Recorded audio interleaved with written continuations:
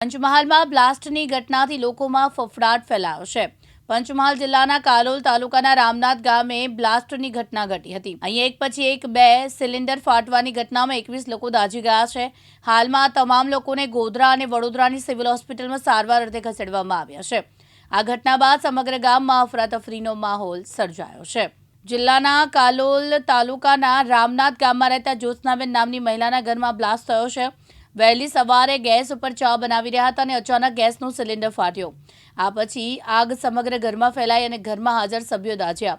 બૂમાબૂમ થતાં આસપાસના લોકો દોડી આવ્યા। આગ બુઝાવવા માટેના પ્રયાસ હાથ ધર્યા। જો કે આ દરમિયાન જ ઘરમાં મૂકી રાખેલો બીજો ગેસનો બાટલો પણ આગની ઝપેટમાં આવતા ફાટ્યો હતો અને આગ તેમના ઘરમાંથી બહાર નીકળી આજુબાજુના ઘરમાં પણ પસરી હતી। આમ આગની જ્વાળામુખી થતાં ઘરના સભ્યો સાથે આજુબાજુના લોકો પણ દાઝ્યા, જેમાં કુલ 21 લોકો આ ઘટનામાં ઇજાગ્રસ્ત થયા છે। દાઝી ગયેલા લોકોમાં મોટેભાગે મહિલા અને બાળકોનો સમાવેશ થાય છે। મિતુલ શાહ, દિવ્યાંગ ન્યૂઝ, પંચમહાલ।